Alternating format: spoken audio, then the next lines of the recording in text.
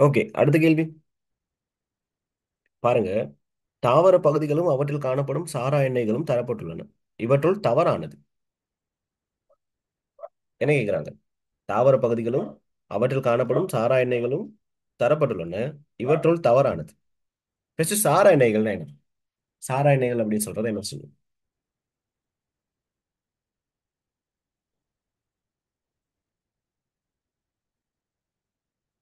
சாரா எண்ணெய். தாவரத்திலிருந்து பிரித்தெடுக்கப்படுற நீர்ல கரையாத தன்மை கொண்ட சேர்வைகள். ஓகே, வேற வேற யாரும்?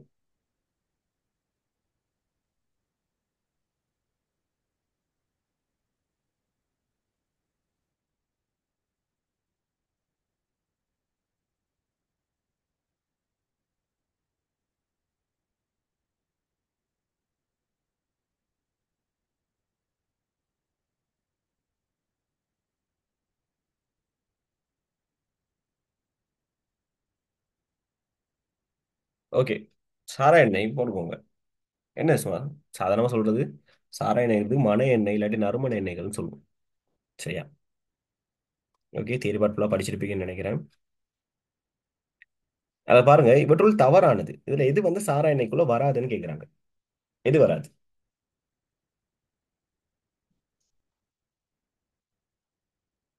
சாரா எண்ணெய்கள்ல அஞ்சாவது answer. அஞ்சாவது அஞ்சாவது தேயிலையும் answer. கபைனும் என்ன செய்யாது? வராது. இது சாரா எண்ணெயில வராது. சாரா எண்ணெய்கள்லயே கராம்பைஜினோல் சரி, கருவேப்பட்டை சினமல்டிகைட் சரி, ரோசா சிட்ரனோல் சரி, சிட்ரனெல்ல ஜெரனியோல் சரி.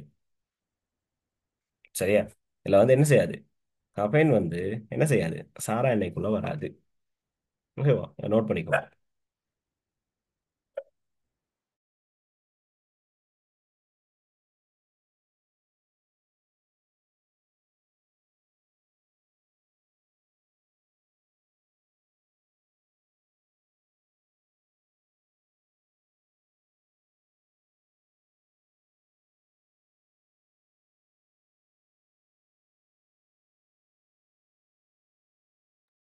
ஓகே, ஸோ இதுல உங்களுக்கு என்ன தெரியணும்?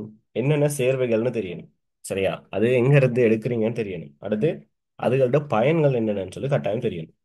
சரி, ஏஜினோல் ஜிஞ்சரோல்னா கப்பைன்னு சொன்னா கப்பைன் என்னத்துக்காக பயன்படுத்துறீங்க, எங்க இருந்து பிரித்து எடுக்கிறீங்கிறது கட்டாயம் தெரியும். சரி, அதுல கொஞ்சம் நோட் பண்ணிக்கோங்க, அதுகள் முக்கியமானது. சரி, முதல்கள் என்னன்னு தெரியணும். தாவர முதலா, அடுத்து நுண்ணகி முதலா, அடுத்து சமுத்திர முதலா அப்படின்னு சொல்லி தெரியணும். அதுக்கடுத்து என்னென்ன சேர்வைகள் அப்படின்னு தெரியணும். ஓகே, சேர்வைகள் வந்து எங்கெங்க எங்க இருந்து எடுக்கிறீங்க, என்ன முதல்ல இருந்து எடுக்கிறீங்கன்னு தெரியணும். அதோட பயன்பாடுகள் என்னன்னு சொல்லி தெரிஞ்சிருக்கணும். இது கொஞ்சம் பார்த்து வச்சிருந்தீங்க, இந்த அட்டவணையை மட்டும் பார்த்து வச்சிருந்தீங்கன்னு சொன்னா இந்த மாதிரியான கேள்விகள் எது முதல்ல உங்களுக்கு ஈஸியா இருக்கும். இந்த கேள்வி சரியானாக்கள் 13வது.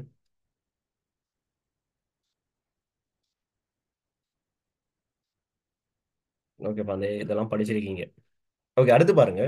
புத்தாக்கத்திற்கான உறுதிச் சான்றிதழ் பெற்றுக்கொள்வதற்கு ஒரு உற்பத்தி செயல்முறை கொண்டிருக்க வேண்டிய இயல்புகளில் சரியானது. புத்தாக்கத்திற்கான உறுதிச் சான்றிதழை கொள்வதற்கு ஒரு உற்பத்தி செயல்முறை கொண்டிருக்க வேண்டிய இயல்புகளுள் சரியானது. என்னென்ன இயல்புகள் வந்து இருக்கணும்னு கேக்குறாங்க.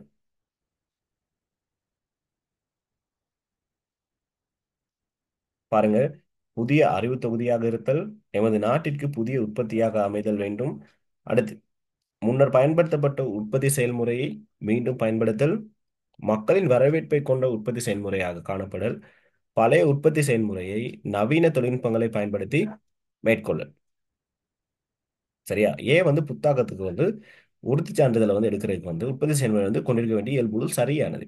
ஸோ முக்கியமானது எல்லாமே வந்து முக்கியம்தான். சரி, ஓகே. மிக முக்கியமானது என்னது? புதிய அறிவு தொகுதியாக இருக்கணும். சரியா? புதிய அறிவு தொகுதியாக இருக்கணும். சரி, இப்போ நீங்க பாத்தீங்க அப்படின்னு சொன்னா யூனிவர்சிட்டி போனீங்க அப்படின்னு சொன்னா கட்டாயம் வந்து ஒரு ரிசர்ச் ஒன்று செய்யணும்.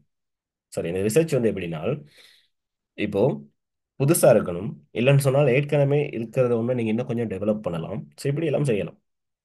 ஓகேவா? நிறைய பேர் வந்து படிக்கிறதை தாண்டி ரிசர்ச்சால மட்டுமே நல்லா இதானவங்க இருக்காங்க. ஃபாரின்ல வந்து ஸ்காலர்ஷிப் கிடைச்சி மாஸ்டர்ஸ் போயிட்டு அப்படி போனவங்க நிறைய பேர் இருக்காங்க. ஓகே, உங்களோட ரிசர்ச் வந்து கட்டாயம் வந்து புதுசா இருக்கணும். இப்பவே ஐடியாஸ் இருந்தால் ஏழு முடியும் கொஞ்சம் தேடி பாருங்க நீங்க என்ன செய்யலாம் அப்படின்னு சொல்லி. சில பேருக்கு வந்து ஒவ்வொரு சைடில் போக ஆசை இருக்கும். சரி. ஆஹ் பெரும்பாலும் வந்து வீட்டுக்காக்களை பொறுத்த வரைக்கும் என்னது, ஃபுட் இதில் போவீங்க, அடுத்து கிரீன் ஃபார்மிங் சைடில் போவீங்க. ஓகே, அந்த சைடில் உங்களுக்கு எந்த சைடு போக விருப்பமோ அந்த சைடில் என்ன புதுசாக என்ன செய்யலாம் அப்படிங்கிறத பார்த்து வைங்க, ஐடியா ஒன்று எடுத்து வைங்க. ஓகேவா? ஈட்டைக்காக்களுக்கு நிறையவே இருக்கு. ஈட்டைக்காக்கள் நல்லா செய்யுங்கடா. இப்போ எங்களோட ரிசர்ச்லாம் வந்து கொங்க்ரீட்டோட சேர்ந்தது, அந்த மாதிரி. சரி. அப்போ புத்தாக்கம் வந்து உறுதி சான்று பெறதுக்கு வந்து என்ன செய்யணும்? கட்டாயம் வந்து புதிய அறிவு தொகுதியா இருக்கணும். ஓகே.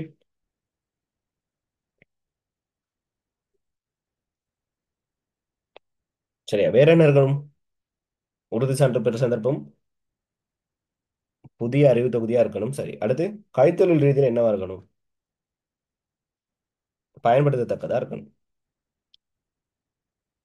சரி, அதோட புதிய படைப்பாக்க செயல்முறை இல்லாட்டி படிமுறை ஒன்றாவும் இருக்கணும்.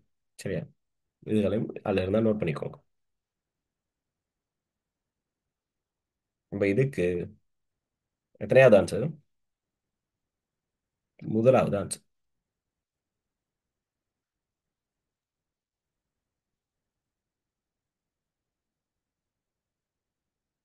ஓகே, அடுத்த கேள்வி. உயிர் டீசல் உற்பத்தி செயல்முறை தொடர்பான பின்வரும் கூற்றுகளில் சரியானது. உயிர் டீசல். சரி, இது கொஞ்சம் முக்கியமான ஒரு பகுதி, உயிர் டீசல். அதை கொஞ்சம் பார்த்து வைங்க.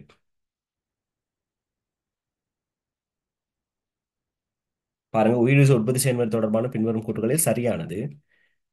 இது ஒரு டிரான்ஸ் எசுத்தராக்க பொறிமுறை ஆகும். அடுத்து, இங்கு எதனால் ஊக்கியாக பயன்படுத்தப்படும்? பிரதான பக்க விளைபொருள் கிளிசரோல் ஆகும். ஏகவின ஊக்கியாக செடனோ SnO2 பயன்படுத்தப்படும். இதன் உற்பத்தியின் போது சவர்க்காரம் பிரதான விளைபொருளாக தோற்றுவிக்கப்படலாம். ஓகே, சொல்லுங்க பாப்போம். முதலாவது, உயிர் டீசல் உற்பத்தி என்ன பொறிமுறை? டிரான்ஸ் எசுத்தராக பொறிமுறை. சரி, எசுத்தராக பொறிமுறை தான். ஓகே. இங்க இப்ப சொல்லுங்க, இங்க ஊக்கியா வந்து என்னத்தை பயன்படுத்தும்? NaOH. NaOH பயன்படுத்தும். இங்க ஊக்கியா வந்து என்ன பயன்படுத்தப்படும்? NaOH பயன்படுத்தப்படும். அப்போ ஊக்கி எதனால் இல்ல, என்னது? NaOH. ஓகே. NaOH சேர்க்கறனால என்ன நடக்கும்? என்ன உருவாகலாம்? சவர்க்காரம் உருவாகலாம் ஓகே, பக்க பக்க விளைபொருளா. விளைபொருளா என்ன உருவாகும்? சவர்க்காரம் உருவாகும். ஓகேவா? அப்போ உயிர்டீசல் உற்பத்தியில என்ன செய்யலாம்? எண்ணெயை வச்சு ஊக்கிய வந்து பயன்படுத்துறதுனால அந்த தாக்கம் ஒன்று அடைஞ்சு என்ன செய்யலாம்? சவர்க்காரம் என்ன விளைபொருள்? நீங்க பாருங்க, பிரதான விளைபொருள்னு சொல்றாங்க. பிரதான விளைபொருளா இல்ல பக்க விளைபொருளா என்ன உருவாகலாம்? சவர்க்காரம் உருவாகலாம். ஓகே, அடுத்து, இதன் பிரதான பக்க விளைபொருள் கிளிசரோல் ஆகும். பிரதான பக்க விளைபொருள் கிளிசரோலா?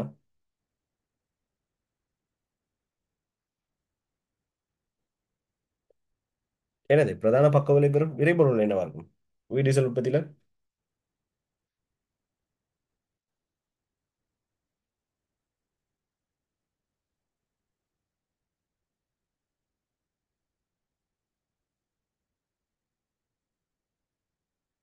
உயிர் டீசலும் பிரதான விளைபொருள் என்னது? உயிர் டீசலும் என்னது? கிளிசரின். இது ரெண்டு தான் என்னது பிரதான விளைபொருள்.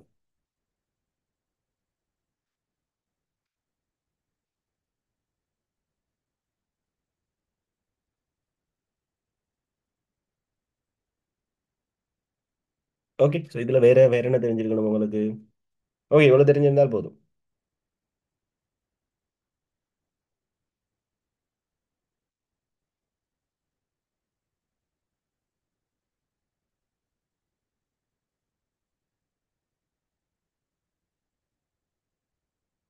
சரி, இங்க பல்லின ஊக்கியாக என்ன பயன்படுத்தப்படும்?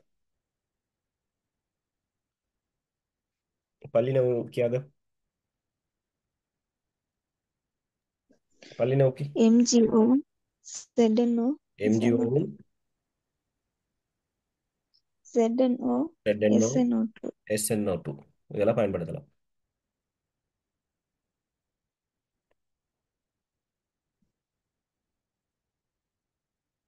சரி, அது என்ன ஊக்கி?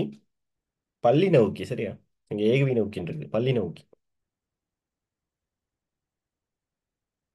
வேற என்ன செய்யணும்? சவக்காரம் உருவாகிறது என்ன செய்யணும்? முடிஞ்ச அளவுக்கு என்ன செய்யணும்?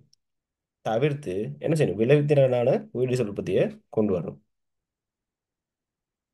ஓகேவா? வேற இதுல இருந்து கிடைக்கிற என்னது? கீழே கிடைக்கிற கிளிசரினை வந்து என்ன செய்யலாம்? மறுபடியும் நீங்க என்ன செய்வீங்க? கிளிசரினை சுத்திகரிக்கப்பட்டு மெத்தனால் மீண்டும் உயிர் டீசல் உற்பத்திக்கு என்ன செய்யப்படும்? பயன்படுத்தப்படும். இப்போ இதுல பிரதான விளைபொருளா வாரது உயிர் டீசலும் கிளிசரினும் அப்படின்னு சொன்னா இந்த கிளிசரினை என்ன செய்வீங்க? மறுபடி சுத்திகரிச்சு மெத்தனால் ஆக்குவீங்க.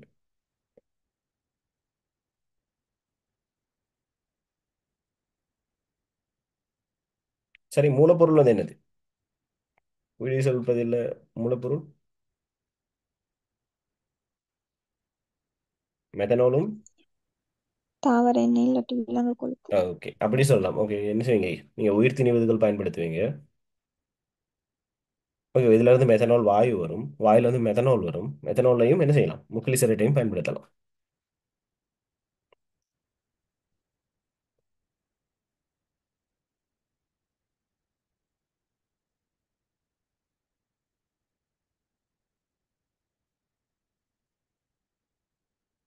ஓகே, அப்ப அடுத்து வேற என்ன? சவர்க்காம உருவாகிறது வந்து எப்படி தடுக்கலாம்? என்ன செய்வீங்க? தாவர எண்ணெய்கள் வந்து என்ன செய்யும்? சுயாதீனமாக கார்பாக்சில் என்ன செய்யும்? கார்பாக்சில் அமிலங்கள் வந்து இருக்கும். சரியா? அப்ப அது வந்து எண்ணெய் வச்சோட தாக்கம் அடைஞ்சு தான் என்ன உருவாகும்? சவர்க்காரம் உருவாகும். சரி, அப்ப என்ன செய்யணும்? தாவர எண்ணெய்களில் காணப்பட்ட சுயாதீன கார்பாக்சில் அமிலத்தை வந்து நீங்க என்ன செய்ய பார்க்கணும்? குறைக்க பார்க்கணும். சரியா? அப்பதான் நீங்க என்ன செய்யலாம்? சவர்க்காரம் உருவாகிறத வந்து குறைக்கலாம். ஓகே, ஸோ இதான் உயிர் டீசல் உற்பத்தி. இவ்வளோ தான். ஷார்ட்டாக தான் சொன்னேன், நீங்கள் நோட்ஸ் இருக்கும், பார்த்துக்கோங்க. ஓகேவா? அப்போ இதில் வந்து சரியான கூற்று, பின்னொரு சரியான கூற்று, இது ஒரே இது பிரான்சிஸ் சித்தராக்கு பொறிமுறையா? சரியானாக்கள்.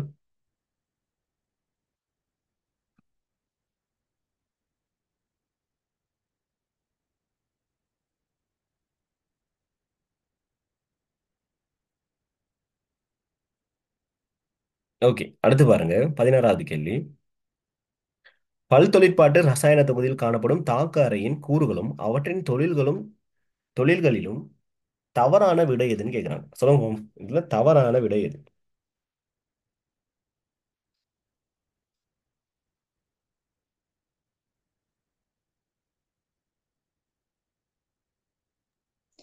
முதலாவது. முதலாவதா? அவங்க வந்து கேள்வியை மென்ஷன் பண்ணியிருக்காங்க பாருங்க. தாக்க தொகுதி, ரசாயன தொகுதியில் காணப்படும் தாக்க அறையின் கூறுகளும், இதுதான் முக்கியம். எல்லாமே சரிதான். இது என்ன கேட்கிறோம்? தாக்க அறையின் கூறுகள். தாக்க அறையோட கூறுகள் என்னென்ன? ரசாயன தாக்க அறை. ரசாயன தாக்க அறையில உங்களுக்கு வந்து என்னென்ன இருக்கலாம்? பாருங்க, வால்வுகள் இருக்கலாம். சரியா? பிரதானமா வந்து உள்ளீட்டு இல்லாட்டி வெளியீட்டு வால்வுகள் இருக்கும். ஓகே, வால்வுகள். வேற இந்த கலக்கி இருக்கும். கலக்கி. அடுத்து கலக்கியே கலக்கிறதுக்காக சம்டைம் வந்து மேல நீங்க மோட்டார் எதுவும் ஃபிட் பண்ணலாம், மோட்டார். ஓகேவா? வேற வெளியேற்றல் வால்வு இருக்கும். வெளியேற்றல் வால்வு. வேற அமுக்கமானி. அடுத்து வெப்பமானி. சரி, அடுத்து வெப்ப பிறப்பாக்கி.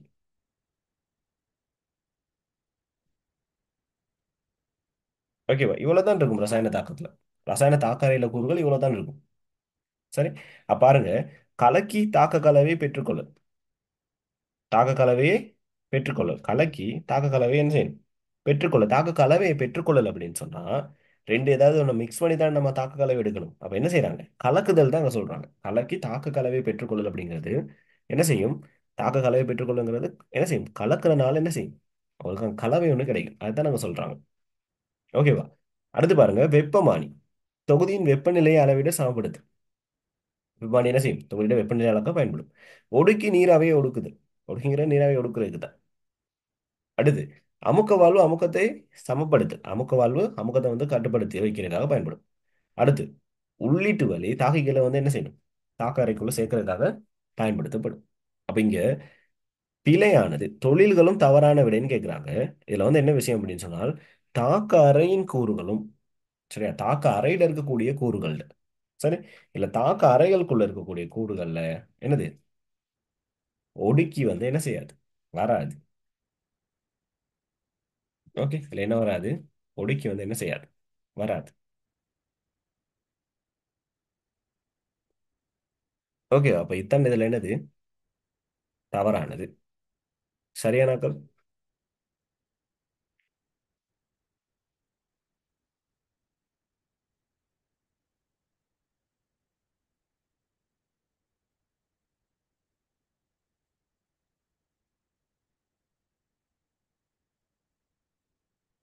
ஓகே, அடுத்து பாருங்க. கீழே தரப்பட்ட சூழல் பாதிப்புகளில் தவறான சேர்மானமாக கருதப்படுவது. கீழே இருக்கிறதுல வந்து தவறான சேர்மானம் என்னன்னு கேக்குறாங்க. ஒளி ரசாயன புகார், எளிதில் ஆவியாகும் ஹைட்ரோ கார்பன்கள். சரி, அடுத்து ஓசோன் படை தேவி, சிஎஃப்சி. அடுத்து பூகோள வெப்பமாதல், HFC. அமிலமலை, SO2 NO2. அடுத்து நட்புணையாசம், போசனையாக்கம், Ca2+, Mg2+. இதுல தவறான சேர்மானம் எது? சொல்லுங்க பார்ப்போம் ஆன்சர்ஸ். இதில் தவறான அது சேர்மானம் எது?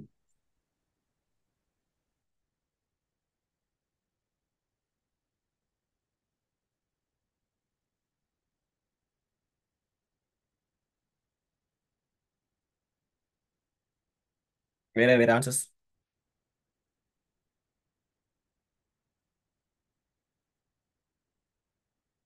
ஓகே, ஒளி ரசாயன புகார்.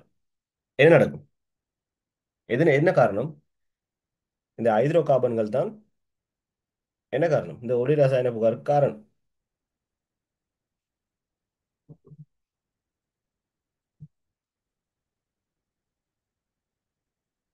சரியா. அடுத்து ஓசோன் படை தேய்வுல பிரதானமா தாக்கம் செலுத்துறது என்னது?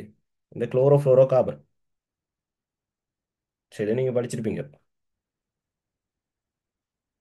ஓசோன் படை தேய்வு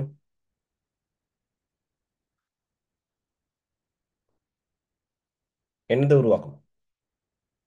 குளோரின் விடுவித்த மூலகத்தை வந்து என்ன செய்யும், உருவாக்கும்.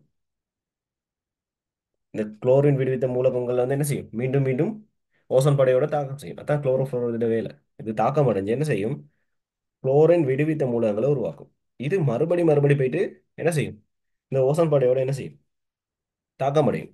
சரியா. அப்போ என்ன செய்யும், ஓசோன் படையோட தேவைக்கு பிரதான காரணம் இந்த குளோரோஃப்ளோரோ கார்பன்.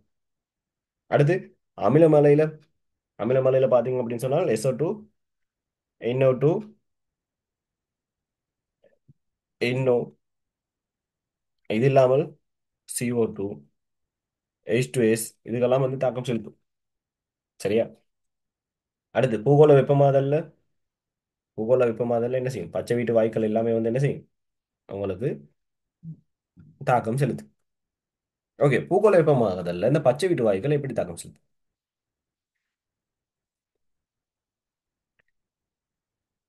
என்ன நடக்கும்?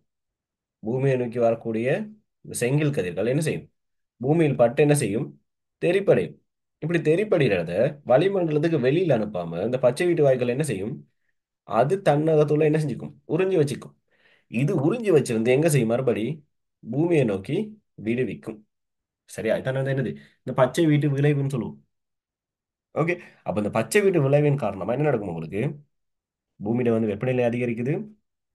அதோட இந்த பூமியோட வெப்பநிலை அதிகரிக்கிறனால என்ன பிரச்சனை வருது? இப்ப மாலைத்தீவெல்லாம் பார்த்தீங்கன்னு சொன்னா இன்னொரு 10 வருஷத்துல இருக்குமானே தெரியாது. ஏன்? துருவங்கள்ல காணப்படுற கடல் மட்டம் என்ன செய்யுது? அதிகரிக்கிறது. ஓகே, கடல் மட்டம் அதிகரிக்குது. கடல் மட்டம் அதிகரிக்கிறதுல பிரதான வந்து பங்கு என்னது? துருவங்கள்ல காணப்படுற இந்த பனிக்கட்டிகள் உருகிறது தான். துருவங்கள்ல காணப்படுற பனிக்கட்டிகள் வந்து என்ன செஞ்சிட்டு இருக்கு, இப்போ அதிக அளவுல உருகிட்டு இருக்கு. சரியா. பூகோள வெப்பமயமாதல். சரி, அதான் பூகோள வெப்பமாதலை வந்து தடுக்கணும்னு சொல்லிட்டு இருக்காங்க. அதோட என்ன பிரச்சனை அப்படின்னு சொன்னால், சரி, ஆராய்ச்சி முடிவுல வந்து இந்த ஜோம்பி வைரஸ் படங்கள்லாம் பார்த்துருப்பீங்க தானே. இதெல்லாம் வந்து எங்க இருக்காம், இந்த துருவங்கள்ல இருக்காம். சரி, இன்னும் அந்த பனிக்கட்டிக்குள்ள இருக்காம். இப்ப இந்த மாதிரியான வைரஸ்கள் வந்து என்ன செய்யலாம், வெளியில வரக்கான ஆபத்தும் இருக்கு. சரி, இந்த கனடா மாதிரி அந்த இதுகள் இருக்கு தானே, சந்த ஏரியாவில எல்லாம் இப்படி இருக்காம். ஓகே, சாமில மலை. ஓகே, ஓசோன் படை தேய்வு சரி. அடுத்து பாருங்க, நட்போசனையாக்கம். நட்போசனையாக்கம்ங்கிறது என்ன?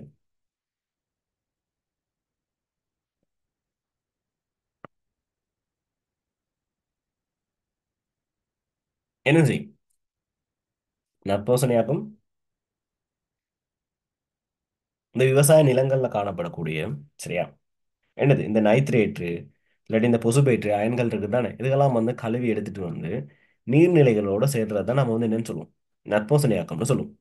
சரி, இது என்னது காரணம்? இது என்ன செய்யும்?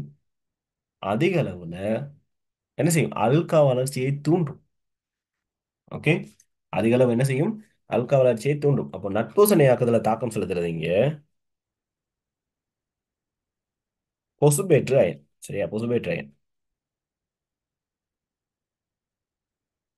அடுத்து நைட்ரேட் அயன்.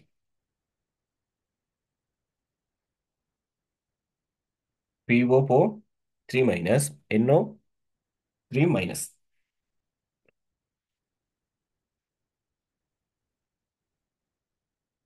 ஓகேவா? நற்போசனையாக்கம் அதுவும் ஒரு பிரதான என்னது சூழல் மாசடைவு தான்.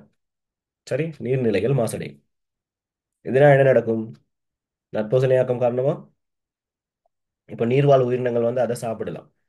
சரி, அதன் காரணமா என்ன செய்யலாம்? புதிய சூழல் பிரச்சனைகள் உருவாகலாம்.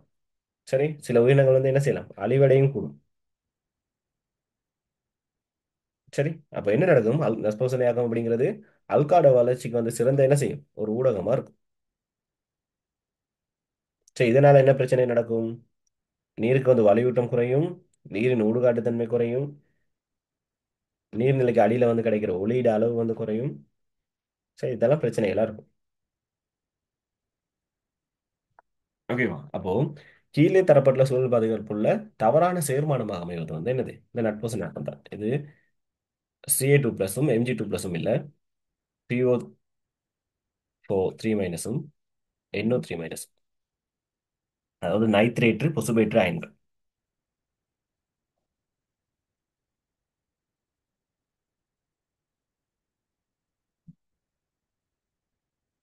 ஓகே, சரியான ஆட்கள்.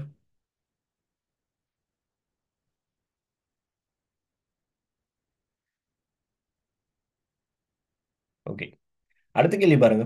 செங்கில் கதிர்களை உறிஞ்சும் தன்மை உடைய பச்சை வீட்டு வாயுக்களாக கருதப்படாத வாயு தொகுதி. செங்கல் கதிர்களை உறிஞ்சும் தன்மை உடைய பச்சை வீட்டு வாயுக்களாக கருதப்படாத வாயு தொகுதி. இல்ல ஆன்சர்ஸ் இருக்கா?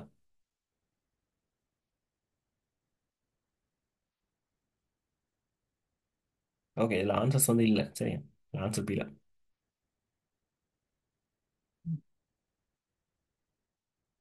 ஓகே, செங்கல் கதிர்களை உறிஞ்சக்கூடிய வாயுக்கள் என்னென்ன? அதை நீங்க என்ன செய்யலாம்? ரெண்டு வகையா பிரிக்கலாம். சரியா, முதலாவது என்ன பிரிப்பீங்க? பச்சை வீட்டு வாயு.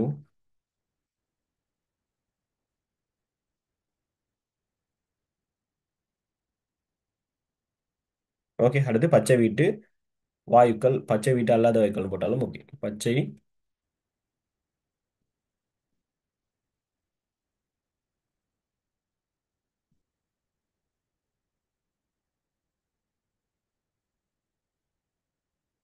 ஓகே, சொல்லுங்க பாபு.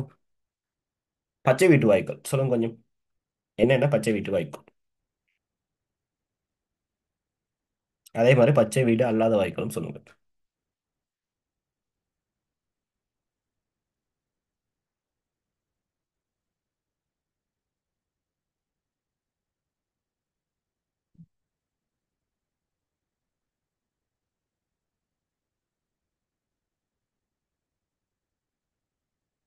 பாருங்க, என்ன செய்யலாம்? CO, NO, CO2, H2O, okay, CH4, இதுக்கெல்லாம் என்ன சொல்லலாம்? பச்சை வீட்டு வாயுக்களா இருக்கும். பச்சை வீட்டு வாயுக்கள் அல்லாதவை O2, N2, AR, H2. சரி, இதுக்கெல்லாம் சொல்லலாம். ஓகேவா? அப்ப இது எல்லாமே வந்து என்னது? செங்கல் கதிர்களை உறிஞ்சும் தன்மையுடைய வாயுக்கள் தான். சரி, எல்லாமே வந்து செங்கல் கதிர்களை உறிஞ்சும் தன்மை உடைய வாயுக்கள் தான்.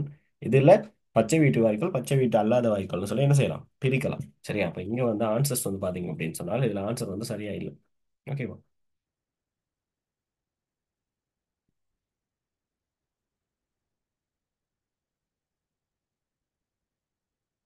ஓகே, இதில் CH4 இருக்கு, இதில் CH4 இருக்கு, இங்கே CH4 இருக்கு, இங்கே NO இருக்கு, இங்கே CO NO ரெண்டும் இருக்கு.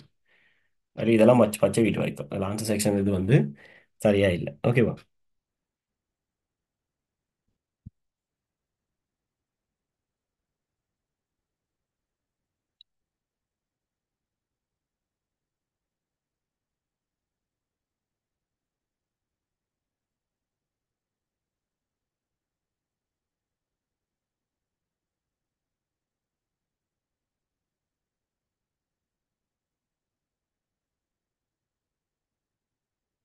சார் அதில் CH4 இருக்கு.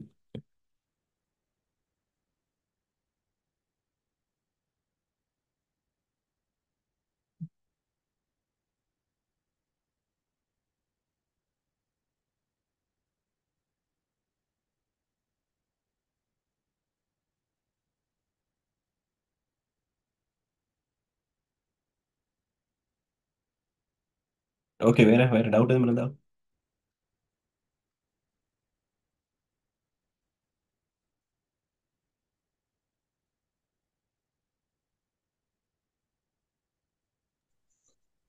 சரி, நாலாவது CH2 தானே இருக்கு.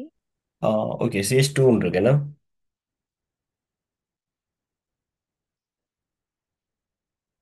ஓகே, CH2ங்கிறது என்னது?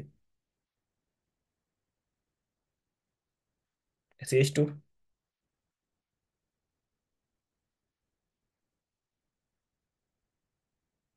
என்ன வாயு அது?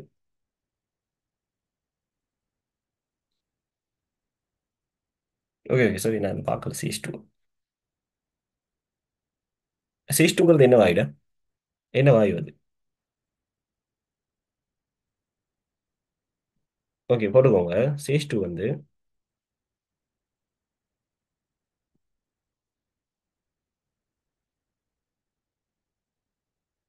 CH2ன்னு சொல்றது எதிலின்னு சொல்லுவோம். எதிலின் எதிலின்னு சொல்லுவோம். CH2ங்கிறது எதில்.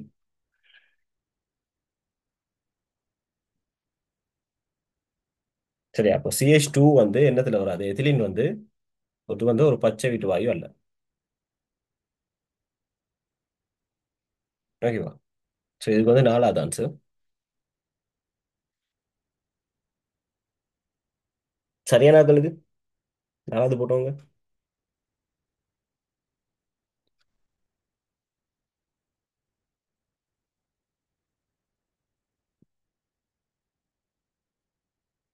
ஓகே, நோட் பண்ணிக்கோங்க.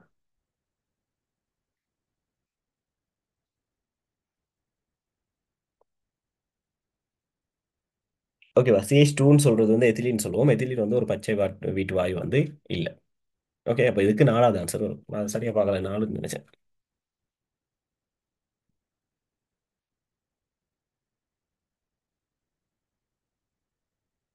ஓகே, ஸோ இது வரைக்கும் இதெல்லாம் டவுட் உள்ளவங்க. சரி, நீ வந்து அடுத்து நெக்ஸ்ட் பார்ட்டுக்கு போகணும். ஏதாவது செக்ஷன்ல டவுட் எதுவும் இருந்தாலும் கேட்கலாம். சரி, இதுல நீங்க இன்னும் கொஞ்சம் பார்க்கணும். இதுல தாக்க வீதம் அதுகள் எதுவும் கொடுக்கல. சம்டைம் வந்து இந்த பேப்பர்ல, ஓகே, இந்த பேப்பர்ல இதுல இருக்கு, ஸ்ட்ரக்சர் பார்ட்ல இருக்கனால அவங்க தரல. ஓகேவா? பெரும்பாலும் இந்த பேப்பர்ஸ் வந்து எப்படி மாறும்னு சொன்னால், இந்த இடத்துல வந்திருக்கக்கூடிய ஆன்சர்ஸ் எல்லாமே வந்து ஸ்ட்ரக்சர் பார்ட்டுக்கு வரக்கூடிய சான்சஸ் கூட. ஓகே, ஸ்ட்ரக்சருக்கு தான் வரும். அப்படி ஸ்ட்ரக்சருக்கு வர்றது, அங்க ஸ்ட்ரக்சர்ல இருக்கிறது இங்க MCQ சைடுக்கு வரணும். சரியா? அந்த ஏரியாவை கொஞ்சம் பாருங்க. ஓகேவா? அப்ப இதுல வந்து என்னென்ன ஆன்சர்ஸ் இடங்கள் வந்து சொல்லியிருக்காங்களோ அது எல்லாத்தையுமே பாருங்க நீங்க. ஓகேவா? ஸோ ஒவ்வொரு இடத்தையும் ஃபுல்லா பாருங்க, நல்லா பாருங்க. ஆஹ் சரி, இதுல இந்த கலப்புணங்கள் இருக்குதானே, இதுக்கெல்லாம் என்னென்ன தொழில் செய்யுதுன்றது இன்னும் கொஞ்சம் டீப்பா பாருங்க. ஓகே, தாக்கங்களை கொஞ்சம் பாருங்க. வேற இந்த உயிர் டீசல் வந்து இங்க சொல்லியிருக்காங்க, உயிர் டீசலை கொஞ்சம் பாருங்க. சார், ஓகே, சொல்லுங்க. அந்த பச்சை வீட்டு வாயில N2 கேஸ் இந்த செங்கல் கதிரை உறிஞ்சாது. உம் இல்லையே, இன்ட்டு வந்து உரியுமே.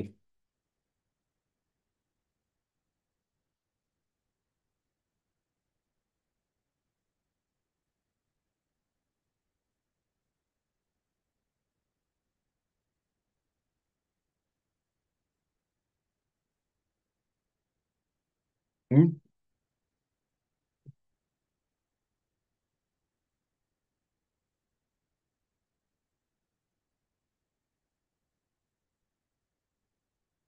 வேற கொஞ்சம் பாருங்க, நோட்ஸ் கொஞ்சம் தியரி கொஞ்சம் பாருங்க.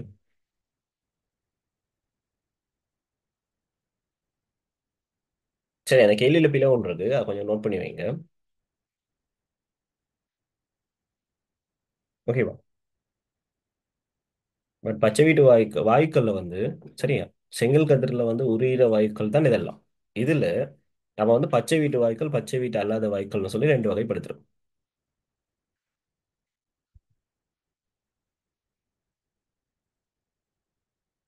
ஓகேவா? ஸோ இன்டூ வந்து நிச்சயமா வந்து என்ன செய்யும், பச்சை இது செங்கல் கதிரை உரியும். பட் அது வந்து பச்சை வீட்டு வாயு இல்லை. பட் எதிலின் வந்து பச்சை வீட்டு வாயு இல்லை, செங்கல் கதிரை உரியுமா இல்லையாங்கிறத நான் செக் பண்ணி பார்த்துட்டு சொல்றேன்.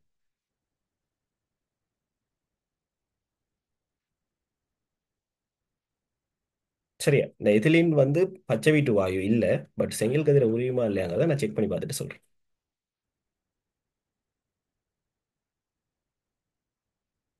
ஓகேவா? ஈவினிங் கிளாஸில் சொல்றேன்.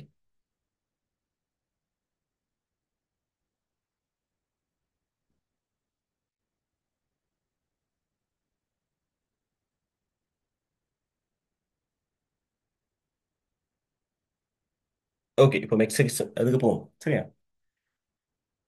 ஓகே, இந்த முறை இந்த பேப்பர்ல கொஞ்சம் ஈஸியாக தான் தந்திருக்காங்க. சில கேள்வியும் ஈஸியாக தான் இருக்கு. ஸோ நீங்க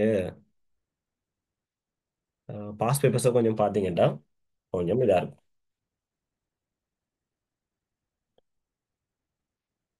சரி, பாப்போம். ஒரு ஆரைச்சிறையின் ஆரைச்சிறை கோணம் 2 மடங்காகவும், சரி, 6 ஐ 3 மடங்காகவும் அதிகரிப்பின் அதன் பரப்பளவு எத்தனை மடங்கால் அதிகரிக்கும்?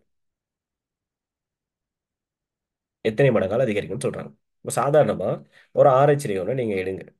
எடுத்துட்டு, ஓகே, அதுக்கு நீங்க என்ன செய்யுங்க, ஒரு கோணம் ஒன்று கொடுங்க. ஓகே ஓகே, 90 பகைன்னு வைப்போம். சரி, இப்போ இதுல பரப்பளவும் இது என்ன செய்ய போறீங்க, நீங்க இங்க சொல்லியிருக்க மாதிரி ஆரைச்சிறை கோணத்தை வந்து 2 மடங்காகவும், அடுத்து ஆரையை வந்து 3 மடங்காகவும் மாத்துறீங்க. ஓகே, இப்போ பார்ப்போம். சாதாரணமா ஒரு வட்டம் அப்படிங்கும்போது என்ன செய்வீங்க, பரப்பளவு தானே கேள்வி, பரப்பளவு தான் கேட்குறாங்க. என்ன செய்வீங்க, பையார் வர்க்கம் போடுவீங்க. சரியா? சரி, இதுலயே போட்டு நீங்க என்ன செய்யலாம், கண்டுபிடிச்சிடலாம். ரெண்டும் ஒன்றுக்கு இந்த பக்கம் ஒன்று போடுங்க. இங்க அவங்க என்ன சொல்லியிருக்காங்க, விகிதம் சொல்லியிருக்காங்க, அப்போ இங்கேயும் போடுங்க. போட்டுட்டு சுருக்குனீங்கன்னு சொன்னா ஈஸியா வந்துடும். சொல்லுங்க பாப்போம், எத்தனையாவது ஆன்சர்?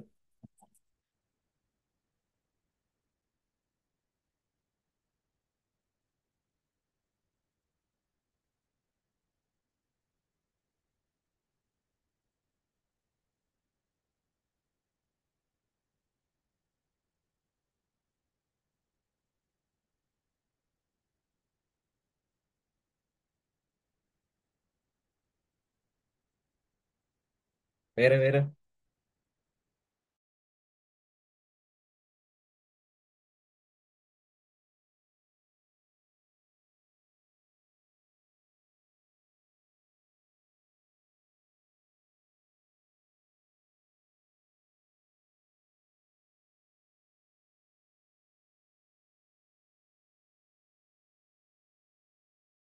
ஓகே, அப்படியே அடுத்துள்ள 2 கேள்விகளுக்கும் ஆன்சர்ஸ் அனுப்புங்க பாப்போம். அடுத்துள்ள இதுக்கு அனுப்புங்க.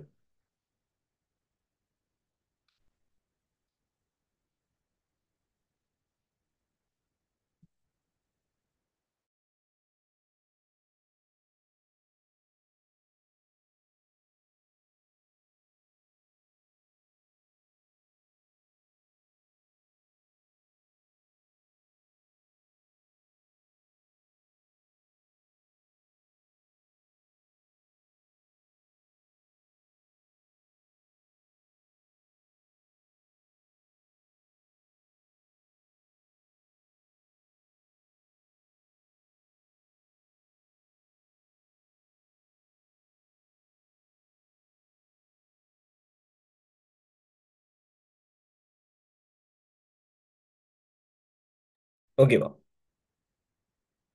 அதுல ஆரைச்சிறை அப்படின்னு சொல்லி நீங்க பார்க்க வேண்டாம், நீங்க ஒரு வட்டத்துலையும் பார்க்கலாம். வட்டம் ஒரு கோணம் தானே. சரி, அவ்வளோ. நீங்க வட்டம்னா பையார் வர்க்கத்திலே வச்சும் செய்யலாம்.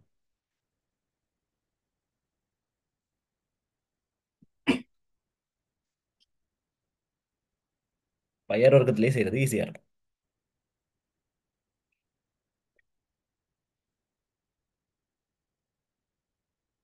சரியா பார்த்துக்கோங்க. சரி, ஈஸியாக செய்வோம், பையார் வர்க்கத்திலே செய்வோம். வட்டம்ன்ற பரப்பளவு தானே என் கேள்வி. பரப்பளவு எத்தனை மடங்கால் அதிகரிக்கிறது தான் கேள்வி. சரி, நீங்க இந்த ஆராய்ச்சி இதெல்லாம் மறந்துடுங்க. ஓகேவா? இப்போ என்ன செய்ய வராங்கன்னா, இப்போ பை ஆர் வர்க்கம். சரி, ஒரு பக்கம் இது ஒரு ஆராய்ச்சி நடக்கும். சரி, இந்த பக்கம் என்ன செய்றாங்க? ஆராய்ச்சி கோணம் 2 மடங்காக. அப்போ கோணம் 2 மடங்குன்னு சொன்னால் என்ன அர்த்தம்? 2π. அடுத்து ஆரை 3 மடங்காக. ஆரை வந்து என்ன செய்றாங்க?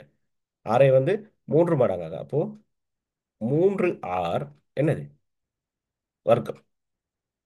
சரியா? அப்ப இங்க பாருங்க, 2π, அடுத்து 3 இங்க 9 ஆர் வர்க்கம். சரி, இங்க பை ஆர் வர்க்கம். பை ஆர் வர்க்கம் வெட்டுங்க. இதையும் வெட்டுங்க, இதையும் வெட்டுங்க. ஒன்றுக்கு எத்தனை? 18 அப்படின்னு சொல்ல அதிகரிக்கும். எத்தனை மடங்கால் அதிகரிக்கும்? 18 மடங்கால் அதிகரிக்கும். எப்படி செய்யறது? ஈஸி. நீங்க ஆராய்ச்சி கோணம் ஒன்று எடுத்து அதுக்கு போட்டு செய்யறதை விட நீங்க இப்படியே செய்யலாம். நீங்க ஆராய்ச்சி கோணம்னு ஒன்று எடுத்துட்டு அதை வந்து நீங்க மாத்தி செஞ்சாலும் இப்படித்தான் வரும்.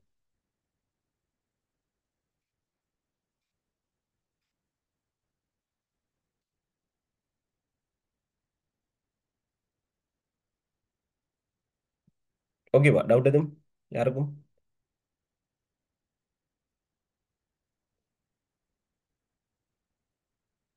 சரியானாக்கள்? இப்படி செய்யறது ஈஸி. நீங்க இப்படியும் செய்யலாம். நீங்க வந்து இப்படி செய்யுங்க. நான் இப்படி செஞ்சாலும் பரவாயில்ல. இப்போ அரை வட்டம்னு ஒன்று எடுங்க. ஓகேவா? அரை வட்டம்னு ஒன்று எடுத்து 90 பாகைன்னு போடுங்க. அடுத்த ஃபுல்லா மாறும்போது எப்படி மாறும்? 180 கோணம் வந்து என்ன செய்யும்? ஆராய்ச்சி வந்து கோணம் வந்து 2 மடங்கு ஆகுதான். சரி, அப்போ 180 பாகையா மாறும். அப்போ இந்த பக்கம் 90 பாகைக்கு போட்டு பரப்பளவு கண்டுபிடிங்க. இந்த பக்கம் ஆரை வந்து 3 மடங்கு ஆக்குங்க. அப்படி செய்யுங்க. அப்படி செஞ்சாலும் இதே ஆன்சர் தான் வரும். ரெண்டும் ஒன்று தான். ஓகே, டவுட் எதுவும் இருக்கா? டவுட் எதுவும் இருந்தா கேளுங்க.